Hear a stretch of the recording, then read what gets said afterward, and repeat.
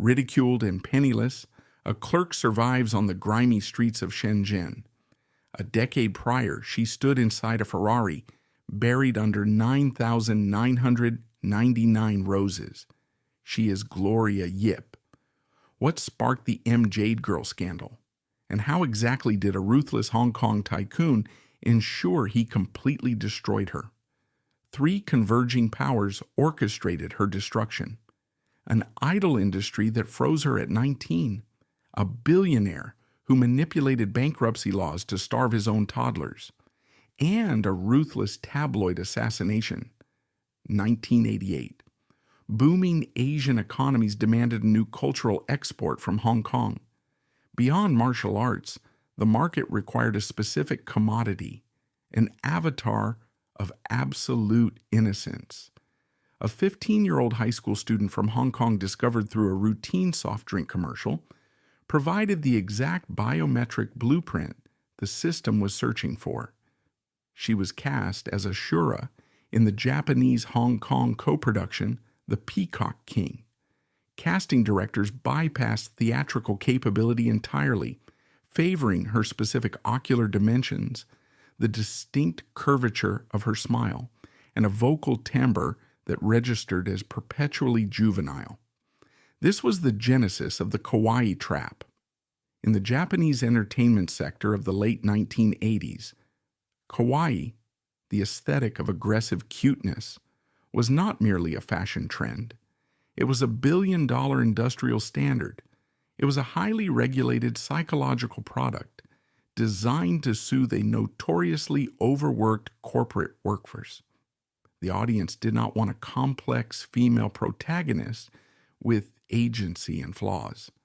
They demanded a porcelain doll. They paid for a fantasy of vulnerability that required constant protection, an entity that existed entirely for the paternalistic gaze of the consumer. When the film premiered, the reaction in Tokyo was instantaneous and explosive. She was immediately rebranded for the international market. The contracts that followed were not standard employment agreements. They were comprehensive behavioral mandates. To maintain her dominance in Japan, and subsequently in South Korea and Taiwan, her management agencies instituted a regime of absolute biological and social freeze. She was legally and structurally forced to remain a teenager. The stipulations embedded within these international idol contracts were draconian. Every aspect of her public and private existence was subjected to rigorous policing. Weight fluctuations of even a few kilograms were considered breaches of contract. The clothes she wore off camera were vetted for modesty and childlike appeal. Most critically, her romantic life was entirely embargoed. A public relationship would instantly shatter the illusion of availability and purity that millions of male fans were purchasing.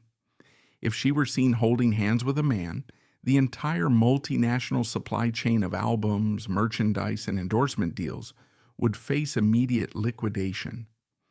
The agencies were not managing a human being. They were managing a highly volatile, depreciating asset.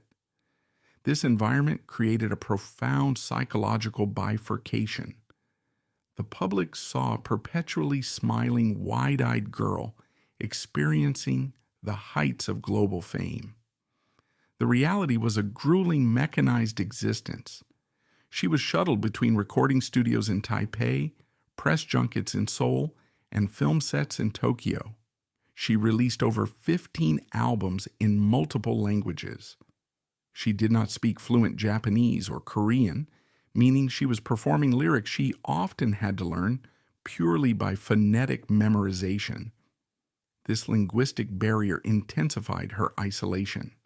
She was surrounded by handlers, translators, and executives, yet she was fundamentally alone, operating inside a bubble where her only designated function was to project a synthetic joy she rarely had the time to experience. The tragedy of this era is the powerful illusion of control it provided her. By the early 1990s, she was sharing top billing with the undisputed titans of Asian cinema. She stood alongside Jackie Chan and Andy Lau. She walked red carpets in custom gowns and watched her bank account swell with international royalties. For a young woman barely out of her teens, this level of access and apparent respect felt synonymous with power. She fundamentally misunderstood the nature of her position. She believed her fame gave her leverage. She thought she was a player successfully navigating a complex game, strategically deploying her Jade-Girl persona to build an empire. She did not realize she was merely a high-performance printer executing a script written by middle-aged male executives. The films she starred in rarely required her to act. They required her to react. She was positioned as the damsel in distress, the pure motivation for the male hero's violent revenge or the innocent bystander who needed rescuing. Her presence was purely functional.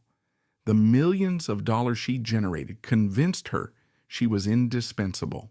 The truth was that the system viewed her as entirely replaceable the moment she showed signs of natural human aging or emotional complexity. She was investing all her energy into reinforcing a brand that would eventually become her prison. The psychological toll of maintaining this eternal innocence was devastating. As she moved into her early 20s, the dissonance between her actual chronological age and her mandated public persona became a source of deep, unspoken friction. She was an adult woman required to speak in a high-pitched register, to giggle shyly at intrusive questions from talk show hosts, and to publicly profess a complete ignorance of adult relationships. This performative infantilization required massive amounts of cognitive energy. The public was purchasing an illusion of purity, and they were fiercely entitled to their purchase.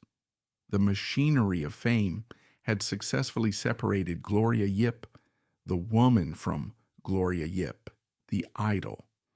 The latter was a bulletproof corporate juggernaut.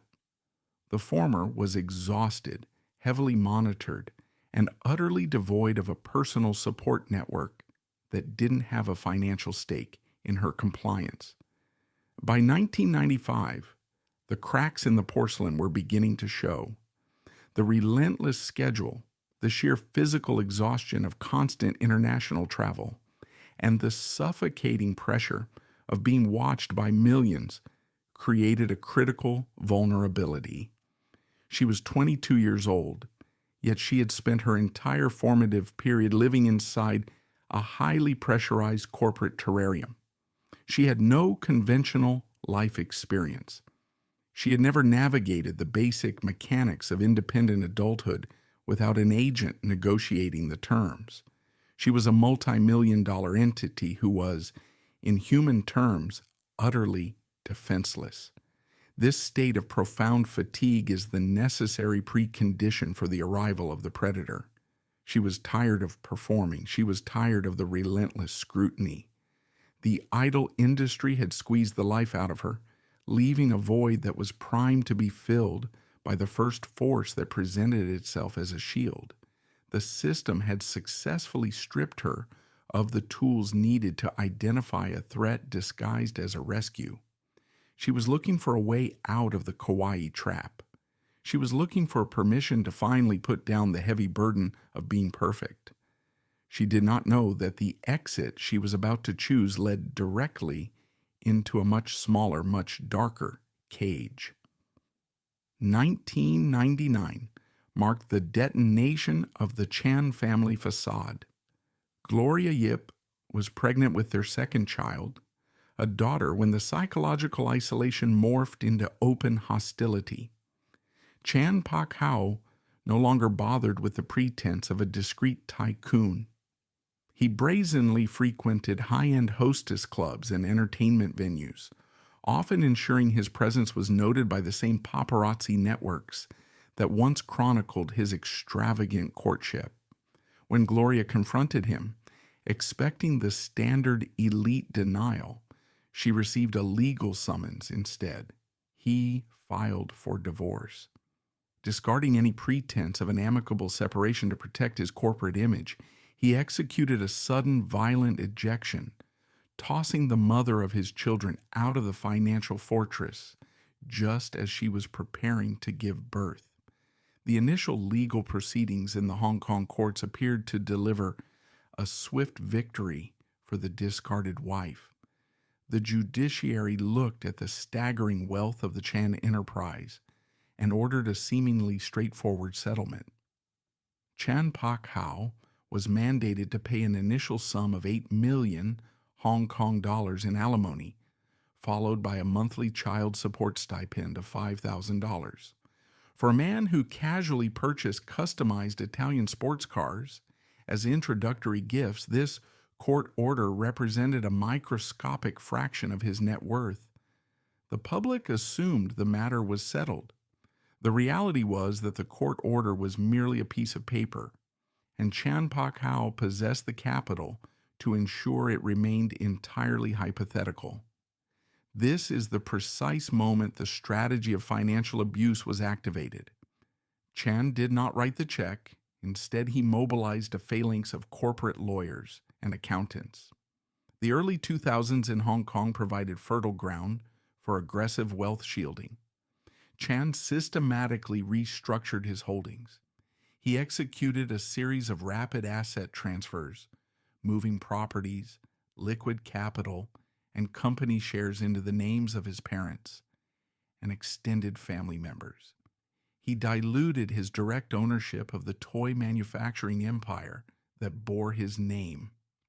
On paper, the billionaire was rapidly hemorrhaging wealth. In reality, he was simply moving his chips to a different part of the table, entirely out of the legal reach of family court enforcement. The sheer arrogance of his next maneuver stunned even seasoned financial observers.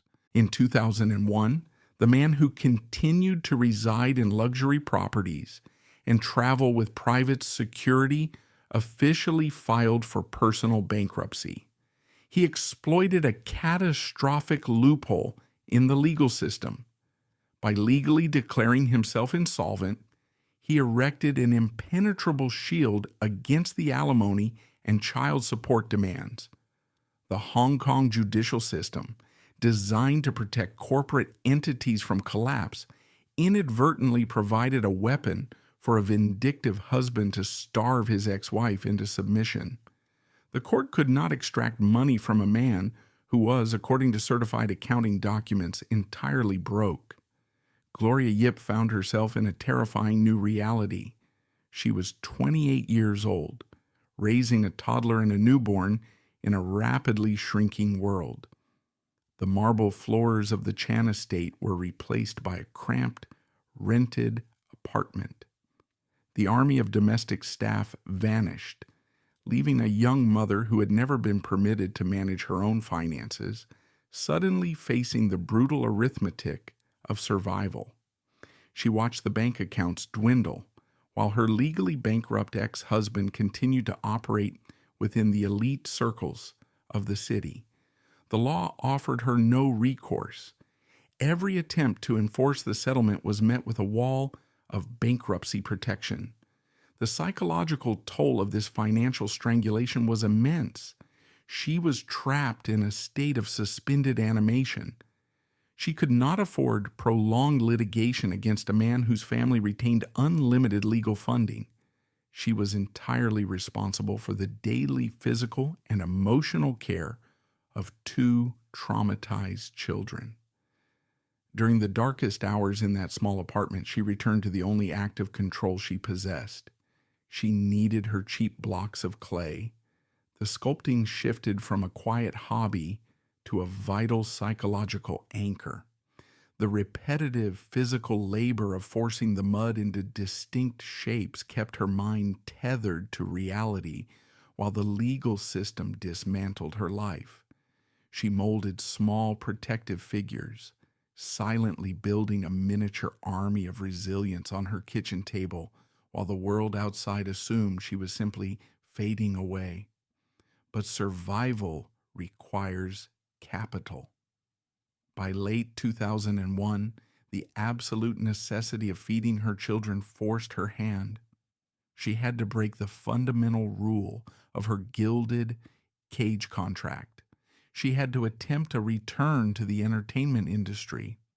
She began quietly reaching out to former managers, directors, and studio executives. She needed a role, an endorsement, any opportunity to leverage her past fame into present income. This desperate attempt to secure financial autonomy triggered the final, most devastating phase of Chan Pak-hao's assault. Chan recognized the immediate threat. A working Gloria Yip was a dangerous Gloria Yip. If she managed to generate her own income, she could afford aggressive forensic accountants to pierce his bankruptcy veil. She could publicly challenge his narrative. He needed to ensure she remained entirely unemployable. He bypassed the legal system and went directly to the tabloid press. He initiated a campaign of absolute character assassination, meticulously designed to destroy the specific commodity she was trying to sell. The lethal efficiency of this attack relied entirely on the specific paradox of her fame. The Hong Kong entertainment industry of the 1990s operated on a highly specific paradox regarding female idols. It demanded intense physical allure while simultaneously enforcing strict boundaries of modesty. Actresses were required to navigate a narrow corridor of acceptable sexuality. This was the era of the Yip tease, a cultural phenomenon where stars were trained to project an aura of extreme seductiveness that was fundamentally unapproachable. They wore outfits that suggested exposure without crossing the line. They utilized camera angles and silent glances to create a fantasy of availability that was instantly retracted the moment an interview began. The audience was paying for the tension between the visual temptation and the rigid, pristine persona maintained by the management agencies. Gloria Yip had been the undisputed master of this lucrative tension. Her entire brand was built on the foundation of absolute untainted purity. She was the eternal 19-year-old, the pristine object of affection. Chan Pak-hao understood this better than anyone. He knew that the public's adoration was entirely conditional. He did not attack her intelligence or her maternal skills. He struck directly at the core of her commercial viability. He contacted the most aggressive, ethically bankrupt tabloids in the city and sold them graphic, entirely fabricated accounts of their private life. The headlines exploded across the newsstands with engineered ferocity. The tabloids quoted the bankrupt tycoon detailing his ex-wife's supposed psychological instability, and most destructively, her insatiable and abnormal physical needs. He painted a picture of a woman driven by aggressive, uncontrollable desires. He weaponized the concept of female agency, twisting it into a narrative of grotesque deviance. He fed the press highly specific, humiliating details designed to provoke maximum disgust from a deeply conservative audience. The public reaction was immediate and savage. The audience did not view the tabloid stories with skepticism. They devoured them with vindictive glee. The men who had spent years idolizing her pristine image felt a profound sense of personal betrayal. They had invested their money and their fantasies in a porcelain doll, and Chan's narrative convinced them they had been deceived by a manipulative, highly experienced woman. The adoration transformed instantly into virulent misogyny. She was no longer a victim of a predatory billionaire. She was a disgraced pariah who deserved her rapid descent into poverty. The gates of the entertainment industry slammed shut with terrifying speed. The studio executives who had once begged for her signature on contracts now refused to take her calls. Casting directors openly mocked her attempts to secure auditions. The major brands that had utilized her face to sell millions of dollars of cosmetics and electronics immediately severed all ties, fearing the toxic association. She became radioactive. The entire ecosystem of directors, producers, and agents closed ranks, universally agreeing that the Jade-Girl brand was permanently contaminated. The sheer speed of the studio freeze was breathtaking. Within a matter of weeks, her entire professional network evaporated. She was subjected to a coordinated industrial blackout. The system that had exploited her youth now enthusiastically participated in her execution. There was no solidarity from former co-stars, no quiet offers of assistance from the directors whose careers she had helped to build. She was entirely alone, facing a hostile media landscape that tracked her every movement, desperate for photographs of the fallen idol looking exhausted or distressed. Every time she stepped out of her apartment to buy groceries or take her children to the park, she was hunted by paparazzi. They screamed obscenities at her, deliberately trying to provoke a reaction that would validate the tabloid's claims of her instability. They shoved cameras into the faces of her toddlers. The physical space of Hong Kong became a hostile, dangerous environment. She was trapped in a panopticon, relentlessly observed and judged by a society that had decided her destruction was an acceptable form of public entertainment. This was the ultimate realization of Chan Pak-hau's strategy. He had successfully utilized the legal system to strip her of her assets and the media system to strip her of her humanity. She was legally barred from collecting the money owed to her children, and she was socially banned from earning a living in her own profession. The financial and psychological starvation was complete. She was pushed right to the edge of the precipice, looking down into a void where every available option seemed to guarantee total annihilation. The years leading up to 2006 forced Gloria Yip into a profound, suffocating abyss of existential crisis. Beneath the macro-level corruption of these industries lay the microscopic, terrifying daily reality of a trapped human being. The systems of control, the idol industry, the financial sector, and the tabloid media had successfully locked their jaws around her. There was no longer any discussion of career resurrection or public vindication. The daily reality had been reduced to a brutal, primitive fight for the biological survival of her two infant children. When a human being is systematically stripped of all social dignity, financial resources, and personal agency, their subsequent choices cease to be about happiness or success. Their choices become entirely about avoiding immediate physical and psychological annihilation. The sheer weight of this suffocation was amplified by the specific geography of her isolation. Hong Kong is a dense, vertical city. Privacy is a luxury purchased with extreme wealth. Stripped of her Tycoon husband's security apparatus, she was exposed to a city that had been instructed to despise her. Her private space was under constant, aggressive siege. Paparazzi camped outside her modest rented apartment, actively waiting to capture images of the fallen idol carrying cheap groceries or looking adequately distressed. They did not simply document her life, they actively harassed her, shouting the graphic, fabricated accusations her ex-husband had planted in the press, hoping to provoke a breakdown on camera. Her public space was entirely eradicated. She could not take her children to a park or a clinic without becoming the epicenter of a hostile, mocking spectacle. The system had isolated her so completely that she existed in a cultural vacuum, a ghost haunting the very city that once plastered her face on its tallest billboards. She was backed into a corner where every available option required a violent sacrifice. She faced 3 locked doors.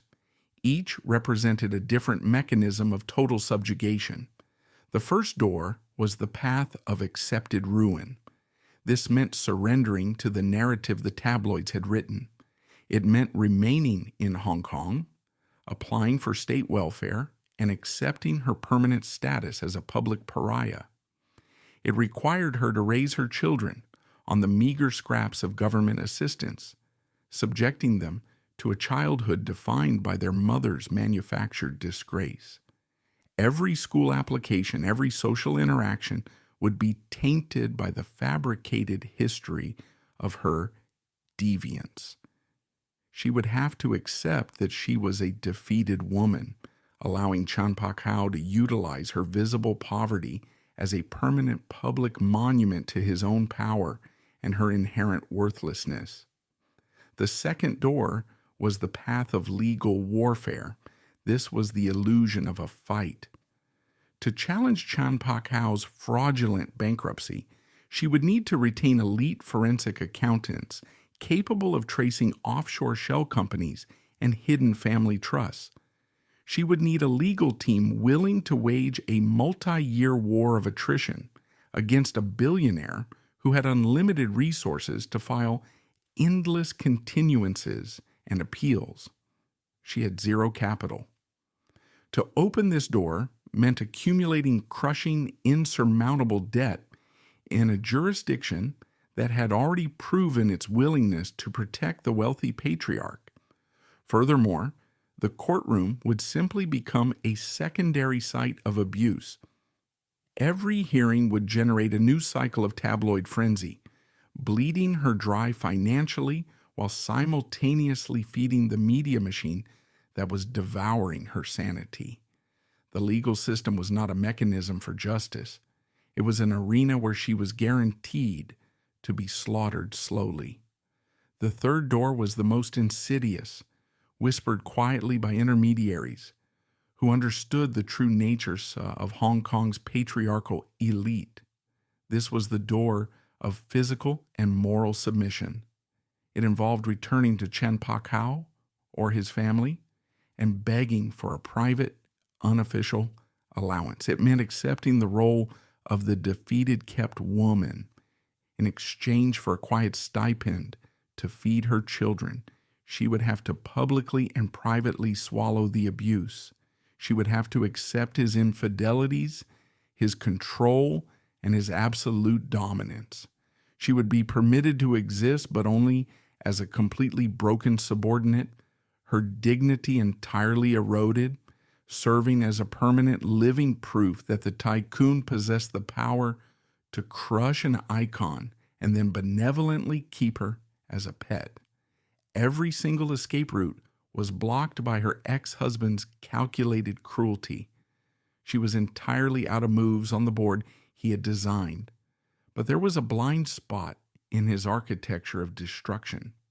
The men who build these systems of control operate on the assumption that their victims value their public identities above all else. They assume an idol will endure any humiliation to remain relevant. They cannot calculate for a victim willing to commit professional suicide. In the darkest moment of this crisis, an alternative emerged from entirely outside the Hong Kong ecosystem. A highly influential figure operating within the aggressive, rapidly expanding real estate sector of mainland China had been quietly observing the public crucifixion of Gloria Yip. This individual, operating strictly in the shadows and entirely disconnected from the entertainment industry's incestuous networks, recognized the grotesque injustice of the situation. A clandestine line of communication was opened. A life raft was offered. But the terms of this rescue were absolute, cold, and entirely devoid of sentimentality. The offer was not a bailout. It was not a contract for a mainland television show or a lucrative endorsement deal. The benefactor was not interested in saving Gloria Yip, the Jade-Girl. The offer was designed to save the mother, and it required the complete surgical eradication of the idol. The proposition was a low-level, grueling job as a frontline sales agent for commercial and residential real estate in the city of Shenzhen. Shenzhen, situated just across the border from Hong Kong, was a chaotic, booming frontier town in 2002. It was a city of millions of transient workers, a place where people went to build fortunes or disappear. The salary offered was exactly 1,500 Hong Kong dollars a month. It was a sum that the Hong Kong tabloids would later mock as a peasant's wage. But the money came with two non-negotiable ironclad conditions. First, she had to legally and socially alter her identity. She had to adopt a pseudonym. She was forbidden from leveraging her past fame to close a sale. If a client recognized her, she was to deny it flatly. Second, she had to agree to total public erasure. She was required to sever all contact with the Hong Kong press, abandon any remaining industry connections, and vanish into the anonymity of the mainland working class. She could never grant an interview, never defend herself against the lingering tabloid rumors, and never attempt to reclaim her stolen narrative. This was the ultimate choice. She was being offered the physical means to feed her children, but the price of admission was the total dissolution of her own history. To accept the Shenzhen offer meant accepting a social and professional death that would leave the public convinced she had finally succumbed to madness and destitution. It meant letting Chan Pak-hao win the public war. She looked at the 3 locked doors in Hong Kong. She looked at the faces of her son and daughter. She understood that her identity as a multi-million-dollar asset had always been a liability. The fame had brought the Tycoon to her door. The fame was the weapon he used to destroy her. To survive the machine, she had to unplug herself from it entirely. In the late spring of 2006, the undisputed Jade-Girl of Asian cinema quietly packed a few suitcases, took the hands of her 2 children, and walked away from the only life she had ever known. She crossed the border into the humid industrial sprawl of Shenzhen. She deliberately stepped off the edge of the world. She allowed the public to believe she had collapsed into ruin. She embraced the silence. The idol was officially dead. The public history recorded this as a tragic defeat. They were entirely, fundamentally wrong. This disappearance was not a surrender. It was the most brilliant tactical extraction of the decade. The public history of Gloria Yip from 2006 until her eventual reemergence years later is defined entirely by a handful of grainy, highly weaponized photographs. The Hong Kong paparazzi, frustrated by her sudden disappearance, eventually tracked her across the border to Shenzhen. The images they captured and successfully sold to the syndicates became the definitive visual shorthand for a fallen idol. These photographs must be forensically examined, not for what they show, but for the brutal narrative the media constructed around them. The camera lenses captured a woman who was physically unrecognizable from the 22-year-old who had stood inside a Ferrari buried in roses. She was 33, yet she carried the physical demeanor of someone decades older. The tabloids gleefully circled her perceived flaws in bright red ink. They fixated on her weight gain, abandoning the strict, contractually mandated starvation diets of the idol industry. They zoomed in on her hair, pointing out the prominent silver streaks that she no longer bothered to dye. They documented her cheap utilitarian clothing, a stark contrast to the haute couture she once modeled. She was photographed standing on crowded, polluted pavements, holding a clipboard, looking physically exhausted and devoid of any glamour. The Hong Kong press did not publish these photos as neutral updates. They published them as a vindictive morality tale. The headlines were savage, framing her current state as the inevitable rightful punishment for a woman who had failed to maintain her perfection and failed to submit to her wealthy husband. They mocked her new occupation as a frontline real estate broker, loudly broadcasting her monthly salary of 1,500 Hong Kong dollars. For the millions of people reading the tabloids over their morning coffee, the story was over. The Jade-Girl had degenerated. She had failed at stardom. She had failed at marriage. And now she had failed at the most basic requirement of a female public figure.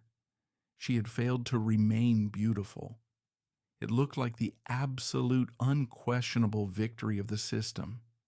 The machine had chewed her up and spat her out into the industrial gutters of the mainland. But the media, the public, and her ex-husband all shared the same fatal blind spot. They equated aesthetic degradation with personal defeat. They failed to understand that the photographs they mocked were in reality documents of a spectacular tactical victory. This public failure was a meticulously executed strategy of survival. Her disappearance into the anonymity of Shenzhen was not an act of madness or a collapse into despair. It was a highly calculated extraction from a war zone. By deliberately shedding the Gloria Yip persona, she immediately neutralized the primary weapon her ex-husband and the media possessed. The paparazzi thrive on the friction between a celebrity's desired image and their messy reality. By completely abandoning the desire to be perceived as an idol, she starved the tabloids of their necessary oxygen. She legally changed her name. She altered her accent, heavily adopting the local Mandarin dialects to mask her distinct Hong Kong Cantonese origins. She became a ghost in a transient city of millions. This required a profound psychological discipline.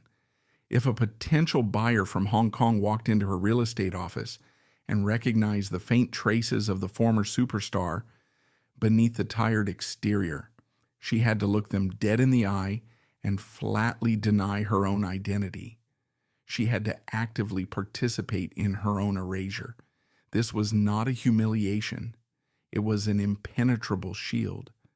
By becoming a nobody, she gained something far more precious than the millions she had lost. She gained physical and psychological safety for herself and her 2 children. To understand the sheer magnitude of this triumph, we must dismantle the tabloid mockery of her $1,500 salary. In the elite circles of Hong Kong, this sum was the price of a single bottle of mediocre wine at a business lunch.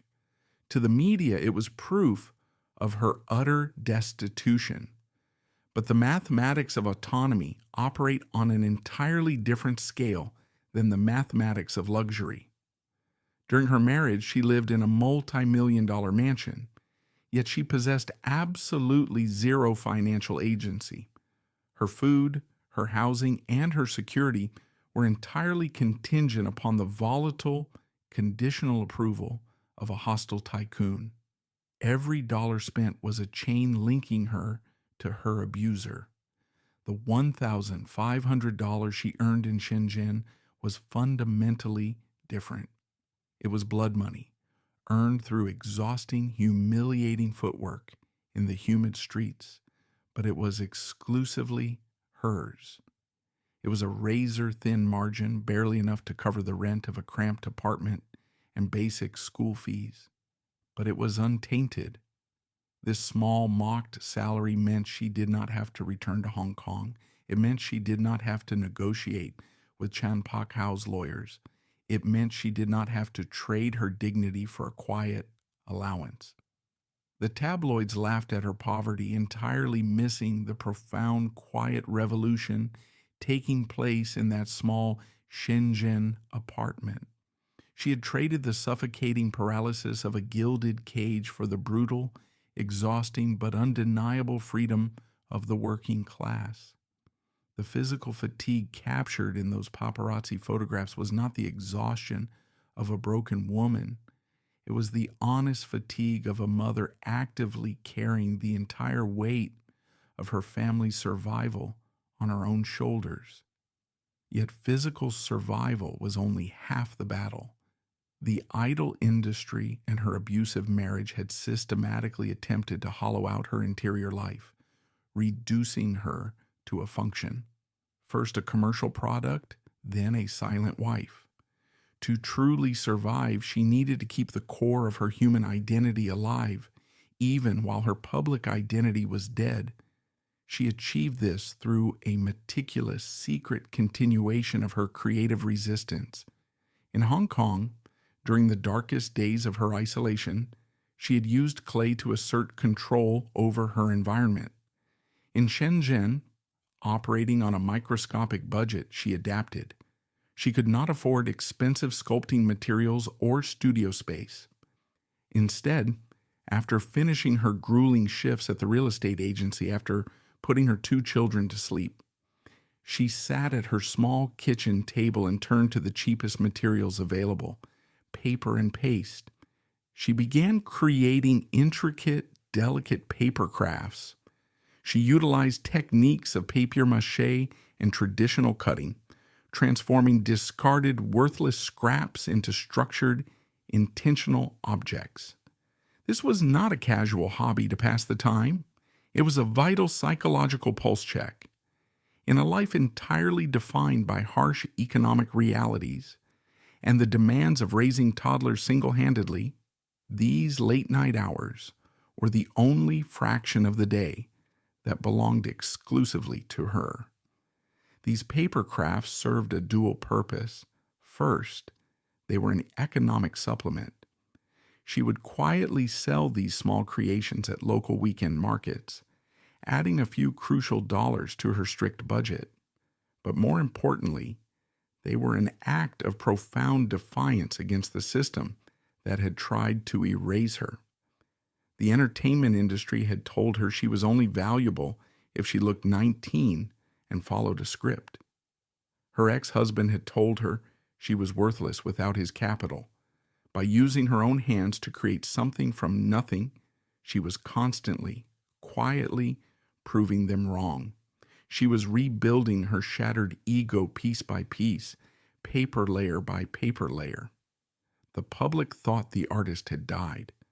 They did not know she was simply working in a different medium, entirely off the radar.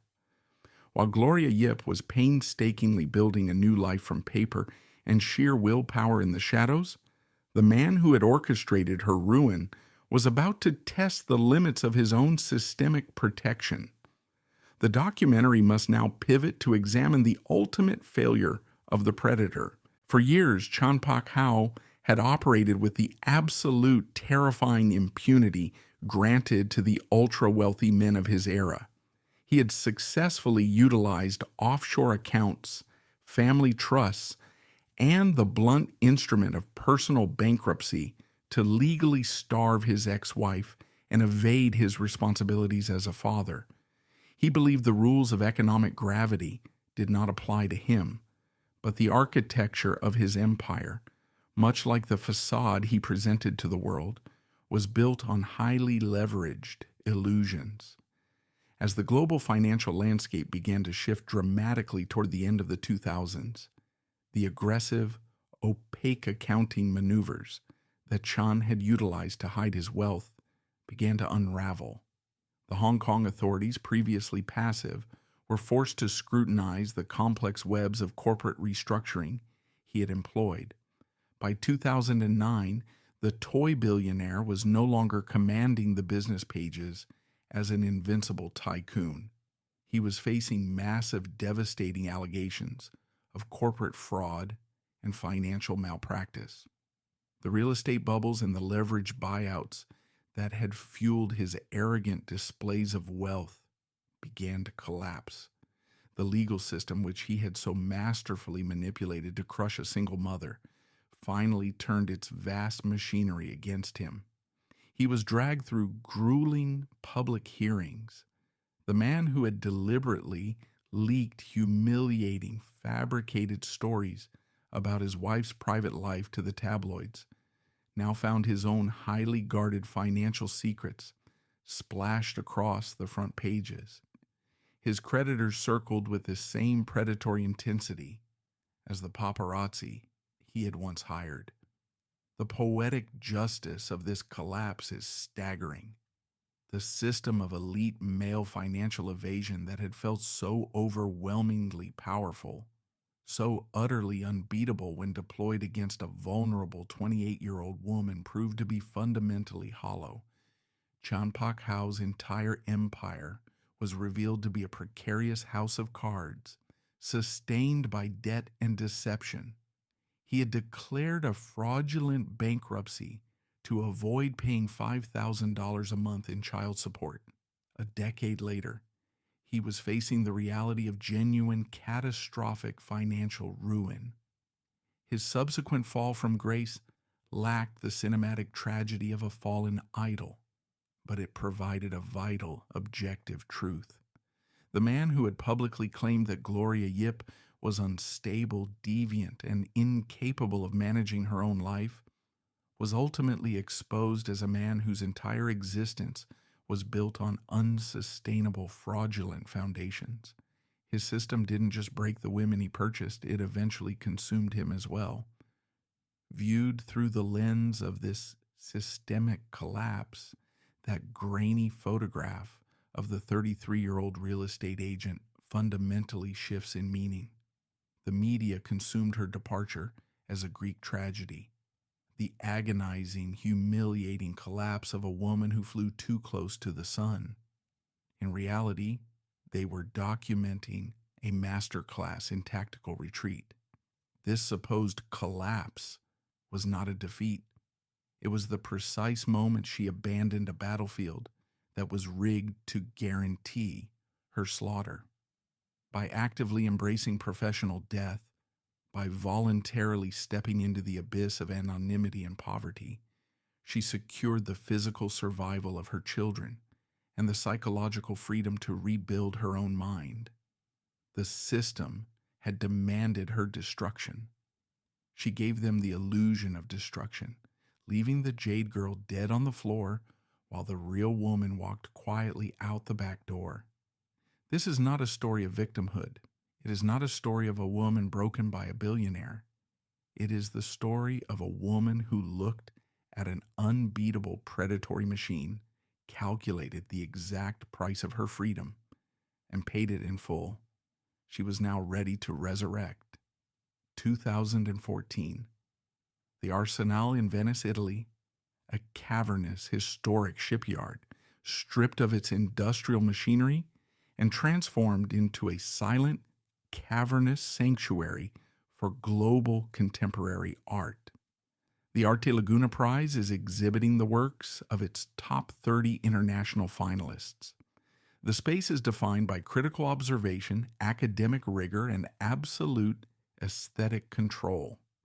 The neon lights of the 1990s Hong Kong entertainment district, the screaming paparazzi, and the aggressive posturing of the billionaire class are entirely absent. This is an arena where intellectual gravity replaces manufactured glamour. And standing within this space, recognized as a formidable contemporary sculptor, is Gloria Yip.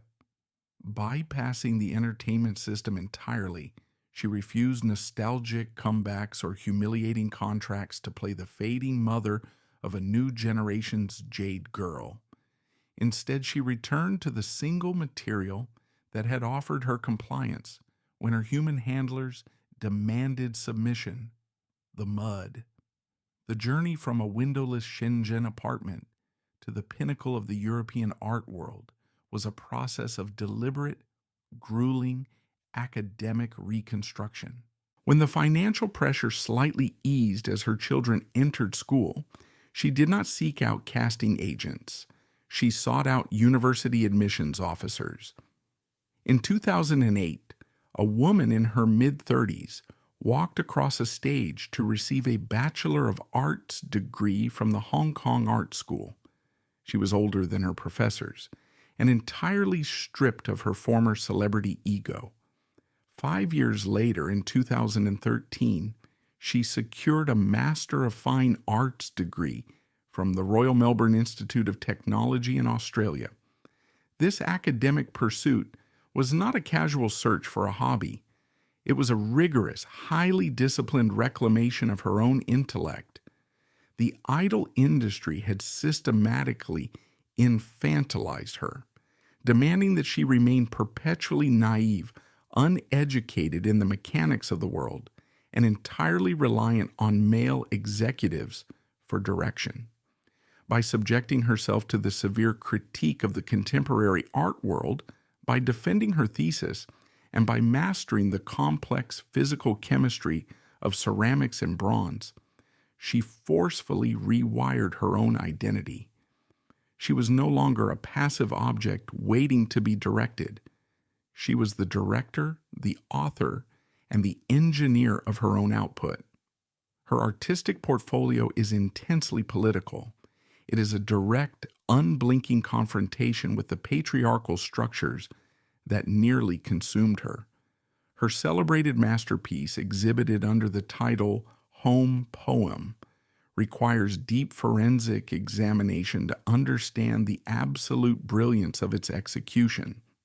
On the surface, the work consists of delicate, intricately formed ceramic structures, resembling distorted household objects and fragmented anatomical shapes.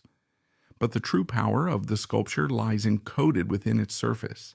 She physically inscribed the clay with a specific ancient text. She did not use standard Chinese characters. She utilized Nushu. Nushu is a secret phonetic script developed exclusively by women in the Jiangyong County of Hunan Province during the feudal eras of imperial China. For centuries, women in this deeply patriarchal society were systematically denied access to formal education. They were treated as property, traded between families, isolated in domestic compounds, and frequently subjected to severe abuse by their husbands and in-laws. In response to this absolute silencing, these women engineered a parallel linguistic universe. They created Nushu, a language that men could neither read nor understand. They embroidered this script onto fans, wove it into clothing, and wrote it in secret diaries. They used it to communicate their profound sorrow, to document domestic violence, and to share survival strategies across isolated households. It was a language born entirely from oppression, designed to circumvent the total control of a male-dominated society. Gloria Yip recognized the terrifying historical symmetry. Her marriage to Chan Pak Hao, despite occurring in the late 20th century within a hyper-modern metropolis, operated on the exact same fundamental mechanics of isolation and silencing as those feudal compounds. She had been purchased, isolated, and stripped of her public voice. The billionaire had utilized modern financial instruments and tabloid media to enforce the same subjugation that feudal lords achieved through physical walls. By aggressively pressing Nushu characters into the wet clay of Home Poem, she was committing an act of profound historical revenge. She was taking the specific trauma of her gilded cage, the silent terror of the Chan family mansion, the financial starvation, the relentless public humiliation, and translating it into a language designed specifically by and for the survivors of patriarchal abuse. She did not require a Hong Kong courtroom to validate her narrative. She bypassed the corrupt legal system entirely. She etched her testimony permanently into the earth, fired it in a kiln at thousands of degrees until it turned to stone, and placed it in an international gallery where the tycoons and the paparazzi possessed absolutely zero jurisdiction. The heat of the kiln hardened the clay, mirroring the exact process of her own psychological hardening. The fragile, highly combustible paper crafts of her Shenzhen exile had evolved into heavy, indestructible monuments of survival. She had taken the very tools of her isolation, silence, and domestic crafts, and weaponized them into high art. This is the ultimate subversion. She utilized the exact mechanisms her abusers thought would render her invisible to broadcast her reality on a global frequency. While she was cementing her legacy in bronze and ceramic, the industrial machine that had discarded her was simultaneously experiencing its own severe terminal decay. We must examine the current fate of the 1990s Hong Kong studio system. The aggressive monopolistic era of the Jade Idol factory is dead. The physical infrastructure that enabled that specific brand of exploitation has largely collapsed. The sprawling studio lots that once pumped out dozens of films a month, the very places where directors refused to answer her phone calls in 2001, are now frequently empty, repurposed into corporate real estate, or abandoned altogether. The localized power of the Hong Kong entertainment tycoons could not survive the rapid democratization and decentralization brought about by the digital age and the massive expansion of the mainland entertainment conglomerates. The executives who believed they controlled the absolute definition of beauty, the men who assumed they possessed the power to permanently erase a woman from public memory, are now obsolete figures in a fractured media landscape. The machinery they built was designed to aggressively consume youth and discard the remains. It was a system built entirely on short-term extraction, possessing no sustainability and no capacity for evolution. It demanded perfect, unchanging objects, and when the objects inevitably proved to be human, the system malfunctioned. The core truth of this era is that the industry was never designed to celebrate female brilliance.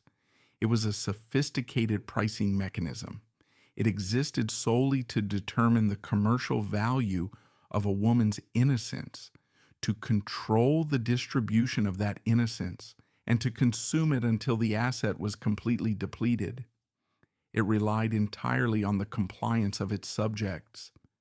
Gloria Yip broke the machine by refusing the final act of compliance. When the system demanded she remain a tragic, ruined spectacle in Hong Kong, she vanished. When the tabloids demanded she grovel for a quiet allowance, she worked a manual job in a different city.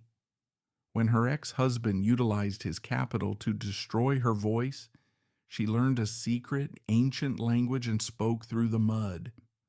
Her survival is a terrifying precedent for the architects of these exploitative systems. It proves that the absolute power of capital and media has a limit. They can confiscate wealth, they can demolish reputations, and they can enforce physical isolation, but they cannot fundamentally alter a human mind that decides to completely detach itself from their matrix of validation. Gloria Yip proved that true, unassailable power does not emanate from a billionaire's bank account or a studio's marketing budget. It emanates exclusively from a self-determined intellect and a pair of hands that possess the autonomous capability to create. The system attempted to grind her into dust, entirely unaware that dust, when mixed with water and subjected to intense fire, becomes unbreakable. The historical assessment of Gloria Yip must be aggressively recalibrated. We can no longer afford to view her simply as a resilient survivor of a catastrophic marriage, nor as a tragic casualty of a ruthless entertainment era. Her legacy is far more dangerous and far more instructive. She represents the absolute systemic failure of the patriarchal corporate machine to permanently consume a woman who decides to reclaim her own timeline. She was the ultimate Jade-Girl, the highest valued commodity in a multinational market designed to extract youth and enforce docility. The system assumed she was a passive asset, a beautiful object that could be purchased, isolated, depleted, and eventually discarded when the Tycoon grew bored or the studio required a younger replacement. She shattered that assumption by executing her tactical withdrawal to Shenzhen, by choosing the grueling reality of a working-class existence over the suffocating humiliation of a gilded cage. She proved that the commodity could wake up, reject its own valuation, and completely dismantle the pricing structure. Her ultimate victory was the deliberate destruction of the illusion. The kawaii industry and her billionaire husband both demanded absolute, unchanging perfection. They required her to be a static image, entirely devoid of human complexity or natural aging. When the paparazzi captured her on the streets of the mainland, bearing the physical weight of her labor, her undyed silver hair, and her exhaustion, they thought they were photographing a defeat. They were actually documenting a profound act of defiance. She forced the public to look at a real, breathing woman who was actively carrying the burden of her family's survival. She achieved the one thing the Hong Kong studio system and the corporate elite structurally denied all women in that era: the right to dictate the terms of her own existence, the right to establish an impenetrable boundary against abusive capital, and the right to age with unvarnished, authentic dignity. She is the definitive counter-narrative to the Asian celebrity machine. She did not just survive the grinder, she permanently jammed its gears. However, we cannot allow the brilliance of her individual escape to foster the illusion of a total systemic victory. We must look at the ruins of the 1990s studio system and ask a critical question. Did the machine die, or did it simply mutate? The centralized monopolistic power of the Hong Kong entertainment tycoons has collapsed, but the operational mechanics of the kawaii trap have simply decentralized and expanded their reach. The physical gilded cages of the billionaire estates have been replaced by the algorithmic cages of social media platforms. The mandatory innocence, the rigorous physical perfection, and the absolute availability demanded by the executives 3 decades ago are now aggressively enforced by crowdsourced surveillance. Look at the digital landscape today. We see a new generation of influencers, digital idols, and performers facing the exact same suffocating pressure to maintain a highly curated, entirely fictionalized aesthetic. They are financially dependent on a system that demands they package and sell their private lives for public consumption. The fundamental dynamic remains entirely unaltered. Capital continues its relentless, predatory attempt to define, isolate, and consume beauty. The digital Jade-Girl is still trapped, but her panopticon is now global. Her billionaire husband has been replaced by the collective, insatiable appetite of millions of anonymous users, all demanding absolute, instantaneous access to her reality. The threat of character assassination is no longer mediated by slow-moving tabloid printing presses. It is instantaneous, crowdsourced, and permanently archived on servers. The history of Gloria Yip is not a closed chapter of a bygone analog era. It is a vital, urgent instructional manual on how to recognize the precise moment the digital contract of fame becomes a psychological death sentence. Yet as we close this investigation, we must acknowledge the brutal, unforgiving arithmetic of survival. Gloria Yip navigated the labyrinth, starved the beast, and successfully executed a flawless extraction. She emerged on the other side to forge a new identity in bronze and clay. But she is the statistical anomaly. She possessed the extreme tactical discipline, the sheer psychological endurance, and crucially, the luck required to slip through the closing doors. We cannot allow her triumphant resurrection to mask the vast, silent graveyard left behind by that exact same era of the entertainment industry. The system was lethally efficient, and its casualty rate was staggering. To truly comprehend the violent mechanics of the late 20th century celebrity machine, we must look at what happens when the extraction fails. We must look at the women who did not find a life raft in the anonymity of the mainland. In a different, heavily shadowed corner of that exact same cultural epoch, another iconic woman found herself locked inside a remarkably similar trap. She faced the same relentless paparazzi, the same crushing studio demands, and the exact same suffocating pressure from the financial elite. But when the walls began to close in, she lacked the crucial window of escape. Her story did not end in a quiet, defiant rebirth in a university art studio. Her collapse was a highly public, agonizingly slow demolition, orchestrated by the very people employed to protect her. It culminated in a violent, permanent silencing. It was a death meticulously packaged, quickly processed by the authorities, and sold to the public as a tragic, unavoidable accident. The media shed their crocodile tears and moved immediately to the next heavily curated idol. But the forensic footprint left behind tells a profoundly different, deeply sinister story. The official narrative is a masterpiece of misdirection.